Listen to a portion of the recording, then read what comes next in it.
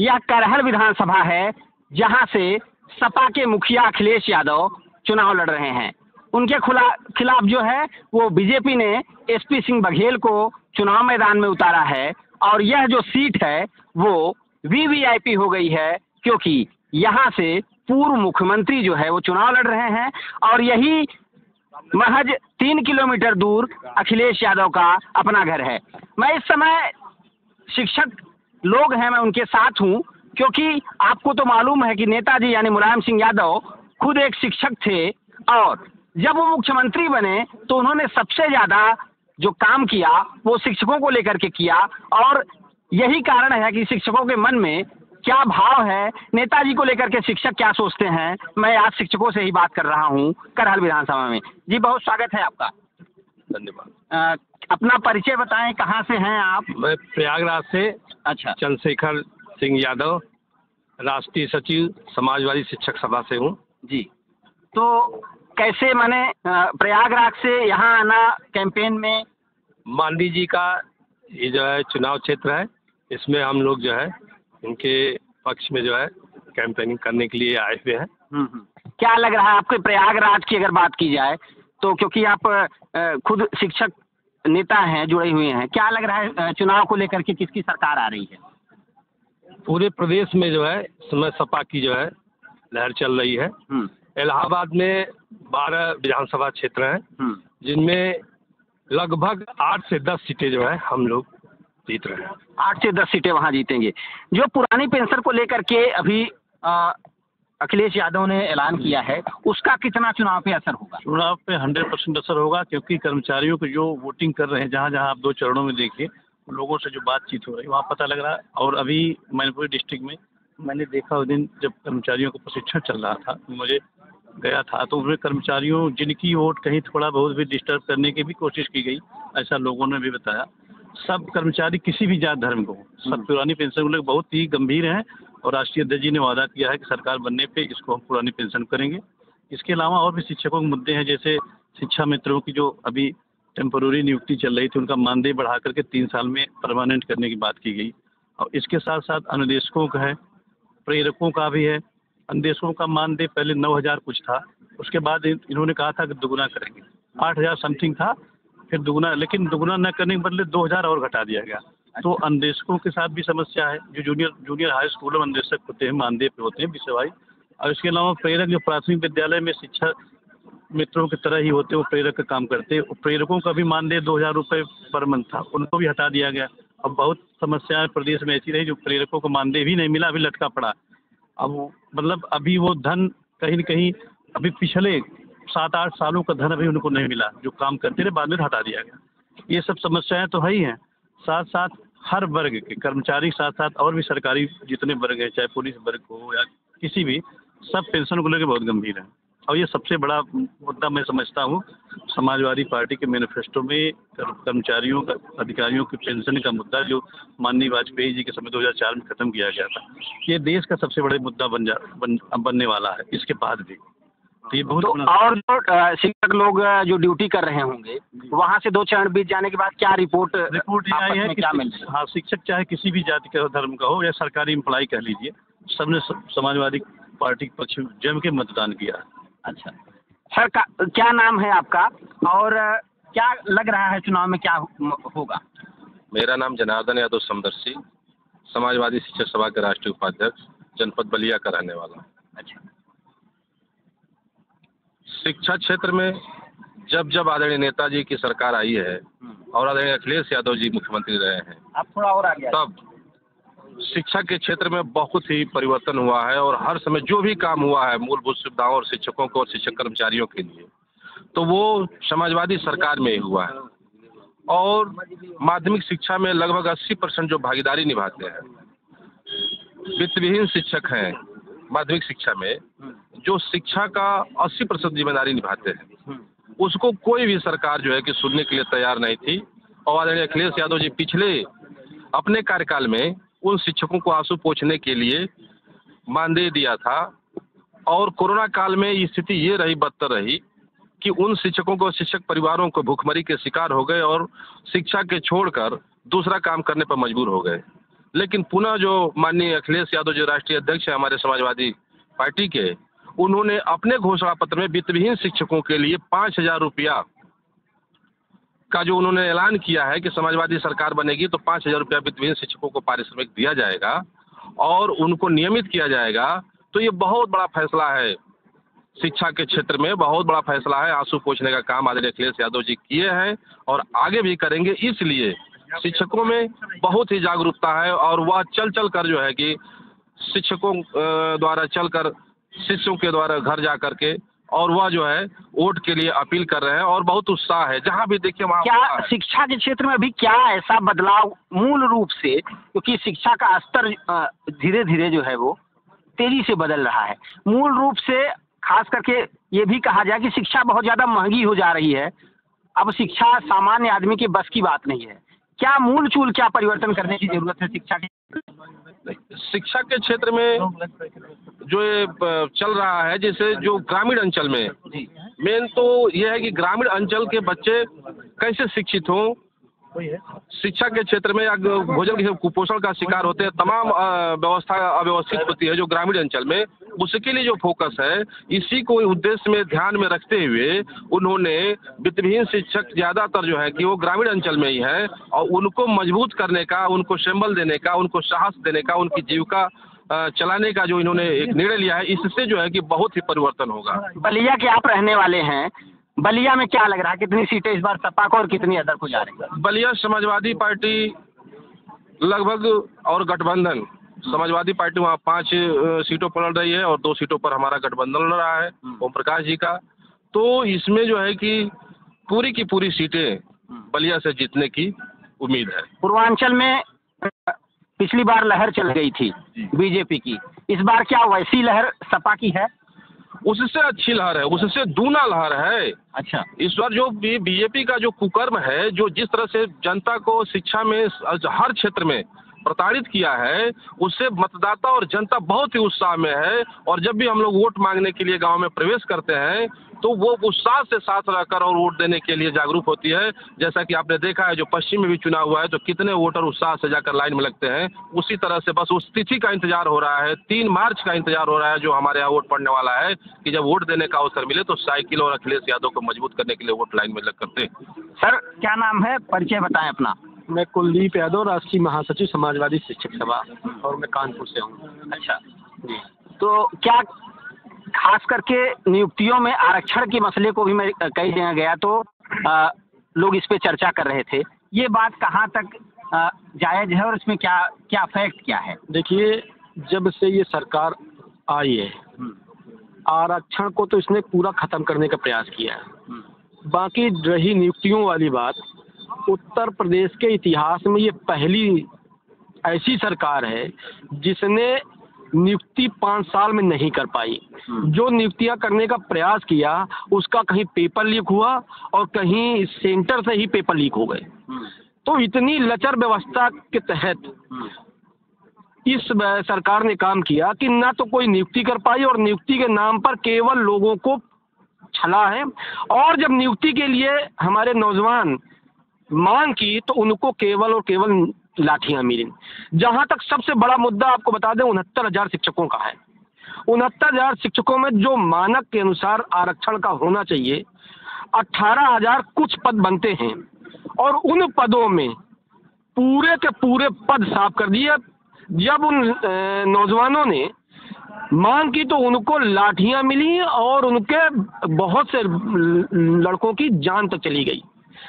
और जब बाद में जब चुनाव का समय आया तो एक लॉलीपॉप देकर केवल किया कुछ नहीं, केवल 18,000 को कहा 6,000 में ये काम कर देंगे। 6,000 पद मतलब 12,000 उसमें बिका गए और अभी तक कर कुछ नहीं पाए। हमारे राष्ट्रीय अध्यक्ष जी ने जो अपना मैनिफेस्टो संकल्प पत्र प्रेषित किया है 86 पेज का मैनिफेस्टो है। आपको बता दें आज तक का इतिहास है, समाजवादी पार्टी ने जो कहा है वो किया है। 86 पेज के उस मैनिफेस्टो में जितना लिखा हुआ, जितने बिंदु लिखे हैं वो ब्रह्म वाक्य हैं। चाहे वो पुरानी पेंशन का हो, चाहे वित्त विहीन शिक्षक का हो, चाहे शिक्षा मित्र का हो, चाहे अनुदेशक का हो, चाहे शिक्षा प्रेरक का हो, चाहे व्यवसायिक शिक्षक का हो, चाहे तदर्थ शिक्षक का हो, चाहे अनुदेशक का हो, चाहे कस्तूरबा गांधी में पढ़ाने वाले शिक्षक हो, या मान्यता प्राप्त एडेस जो महाविद्यालय है उन पर पढ़ाने वाले शिक्षक हो, या मान्यता प्राप्त जूनियर हाई स्कूल में जो पढ़ा रहे हैं उनके शिक्षक हो, सबको माननीय राष्ट्रीय अध्यक्ष ने कहा है शिक्षकों कर्मचारियों का 18 लाख से अधिक पूरे प्रदेश में हैं। और मैं आपके चैनल के माध्यम से जो 2 चरण बीत गए उन चरणों के शिक्षकों कर्मचारियों और आम जनमानस को मैं बहुत बहुत हार्दिक धन्यवाद ज्ञापित करता हूं, बधाई प्रेषित करता हूं कि उन्होंने 58 और 55 सीटों में से हमें 7 के ऊपर कर दिया है। अब जैसे ये जो आंधी हवा चली है ये यहाँ से होती हुई जब पूर्वांचल पहुँचेगी तो ये तूफान बनेगी, क्योंकि बहुत बड़ा मुद्दा शिक्षक कर्मचारी के लिए नवीन पेंशन के स्थान पर पुरानी पेंशन है। 18 लाख से बड़ा परिवार है और 18 लाख परिवारों का मतलब आप समझ लीजिए कि अगर एवरेज में एक परिवार पे 5 लोग लग लिए तो बहुत बड़ी संख्या होती है। इसी प्रकार से हमारे जो वित्तविहीन शिक्षक हैं उनके बहुत बड़े हैं। इस सरकार में कोरोना काल में बेचारे ठेलिया और खोमचा लगाने को मजबूर हो गए शिक्षक, व्यवसाय बदल लिया उन्होंने अपना। शिक्षक कार जैसा पुनीत कार उन्होंने छोड़ करके ठेलिया लगाई है, मूंगफली बेची है, पान की गुमटी लगाई है। क्या ये भूल जाएंगे? किसान भूल जाएगा, नौजवान भूल जाएगा, महिलाओं का रोड पे चीरहरण हुआ है वो भूल जाएगा, व्यापारी जीएसटी के नाम पर चला गया है भूल जाएगा, बैठा हुआ है जैसा पहले और दूसरे चरण में हुआ है। आप देखिएगा कि जिस समय बटन दबेगी ना तो बटन से केवल जिन्हें निकलेगा वही केवल अखिलेश यादव चिल्लाएगा। बाकी और जो यहाँ के प्रत्याशी हैं ये जो अपने ऊपर हमले का प्रयास बता रहे हैं अपने ही गुंडों के द्वारा, अपने ही लोगों के द्वारा, एसपी सिंह बघेल की एसपी सिंह बघेल ये नाटकबाज मंत्री है और इस मंत्री ने अपने लोगों से करा करके यहाँ के माहौल को बर्बाद करने का प्रयास कर रहे हैं। अरे यहाँ के लोग वो हैं जो प्यार और सम्मान देते हैं। एसपी सिंह बघेल जी इनसे प्यार और सम्मान लीजिए, आप यहाँ के लोगों को बदनाम करने का प्रयास न कीजिए। आप जीत नहीं पाएंगे, आपकी जमानत वैसे ही जब्त है। और आपने ये दिखा दिया, आप कह रहे हैं कि हमारे साथ चल रही गाड़ी उसमें गोली मारी गई। अरे क्या आप बचका अपने नाम के आगे लगवाते हो, तो बचकानी बात करते हो। पब्लिक में यहाँ कोई कुछ होने वाला नहीं है। आपकी जमानत जब्त है, आप जमानत जब्त कराइए और ये करा करके अपने नंबर अपनी पार्टी में बढ़वा लीजिए। यहाँ की जनता में आप कुछ नहीं कर पाएंगे। और रही कानपुर की बात, कानपुर नगर देहात में 14 सीटें हैं और 14 सीटों में प्रचंड बहुमत के साथ हम जीत रहे हैं और माननीय राष्ट्रीय अध्यक्ष जी के प्रति विश्वास जो है वो लोगों में है और रहेगा। क्या नाम है आपका? Professor B Pandey. मैं समाजवादी शिक्षक सभा का माननीय राष्ट्रीय अध्यक्ष जी ने मुझे राष्ट्रीय अध्यक्ष पद का दायित्व दिया है और बहुत बड़ी जिम्मेदारी है आपके कंधे पे। बहुत बड़ा दायित्व दिया है। आप कुलपति में है जी? कहाँ? चित्रकूट में। चित्रकूट में। अच्छा, तो इसलिए अब ज़्यादा चर्चा हम वहीं से प्रारंभ करेंगे। जी। शिक्षकों की पीड़ा जब भी कम हुई है तो समाजवादी सरकार में हुई है। शिक्षकों का हित जब भी हुआ है, कर्मचारियों का हित जब भी हुआ है, हम लोग भी शिक्षक रहे हैं, तो समाजवादी सरकार में माननीय नेताजी ने किया और हमारे राष्ट्रीय अध्यक्ष जी ने किया। उदाहरण के तौर पर 3 बार माननीय नेताजी ने संविदा पर नियुक्त शिक्षकों का विनियमितीकरण करके रेगुलर शिक्षक बनाने का काम किया था। हमारे राष्ट्रीय अध्यक्ष माननीय अखिलेश जी ने रिकॉर्ड काम किया। 1,72,000 को रेगुलराइज करके सहायक शिक्षक बनाने का काम किया। राजकीय महाविद्यालयों में, कॉलेजों में संविदा पर जो शिक्षक कार्यरत थे उनकी सेवाएं नियमित की और उनको पूर्ण वेतन देने का काम किया। तो जो देता है उसी से आशा होती है। हम आह्वान करते हैं आप चैनल के माध्यम से, शिक्षा प्रेरक, शिक्षा मित्र, अनुदेशक, मदरसा शिक्षक, आश्रम पद्धति के विद्यालय जिनको कि कोरोना की वजह से पैसा नहीं मिला, वित्त विहीन, वित्त पोषित शिक्षक, स्व शिक्षक और राजकीय शिक्षक, यह बड़ी लंबी हमारी लिस्ट है। सबको मैं आह्वान करता हूँ कि जब भी इनका भला होगा, भाई हित नहीं तो पशु पक्षियों जाना, पशु और पक्षी को अपना हानि लाभ प्रॉफिट लॉस पता है, तो हम शिक्षकों को अब पता हो गया है कि भला जो किया है वही करेगा। भाजपा तो लेना जानती है, देने का काम कब करेगी? भाजपा के राज्य में ही पुरानी पेंशन बंद हुई, भाजपा के राज्य में से छोटा है था। वर्तमान मोदी जी की सरकार इन्होंने हम करोड़ नौकरी देंगे तो हम जान गए नौकरी तो जाने वाली है। प्रारंभ किया उन्होंने शिक्षा प्रेरकों से, 14 में प्रधानमंत्री बने, 16 से इन 2 पाने वाले शिक्षा प्रेरकों का मानदेय बंद कर दिया गया। केंद्र से आती है राशि, 16 से बंद कर, तो जब उसकी मांग थी कि पैसा दो तो 18 से वह पद समाप्त कर दिया। कोई बात नहीं, समाप्त कर दो, मालिक हो राजा हो, आज मौका मिला है। लेकिन 26 का उन प्रेरकों का बकाया भुगतान आज तक नहीं किया, 52,000 रुपये। उसके लिए तमाम प्रदर्शन भी होते रहते हैं, जगह जगह प्रदर्शन होता है। भाई आप इतना उड़नबाजी में खर्च कर रहे हो, यात्रा में खर्च कर रहे हो, शिक्षा प्रेरक जो 2070 रुपया पर डे, 69 रुपया पर डे की नौकरी करने वाले का आपने 52,000 रुपया रोक के रखा है, क्यों नहीं देते? समाजवादी सरकार आएगी, इसकी डिमांड स्लिप जाती है केंद्र सरकार को। पहला काम यह निवेदन करके कराया जाएगा कि यह राशि मांग करके शिक्षा प्रेरकों में बांट दिया जाए। फिर से शिक्षा मित्रों को सहायक शिक्षक बनाने के लिए माननीय जी मानसिक रूप से तैयार हैं।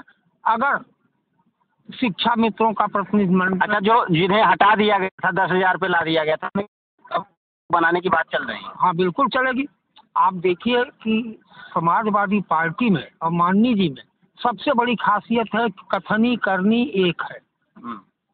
मनस से कम वचन से कम कर्मण एक कम महात्मा नाम। मन वचन और कर्म में एक रूपता अगर किसी राजनीतिक दल में है तो समाजवादी में है। माननीय जी ने अपने घोषणा पत्र में पुरानी पेंशन की बहाली, वित्त विहीन शिक्षकों को आंशिक ही समझिए लेकिन सम्मानजनक मानदेय का घोषणा पत्र में जिक्र कर दिया है। और जिस दिन सरकार बनेगी यह सब महीने 2 महीने में सबको मिल जाएगा। तो शिक्षक और कर्मचारियों का से अनुरोध है आपके चैनल के माध्यम से कि सभी डोर टू डोर कर, और विशेषकर इस विधानसभा में तो रिकॉर्ड ऐतिहासिक जीत होगी जिसका कभी आकलन भी नहीं कर सकते।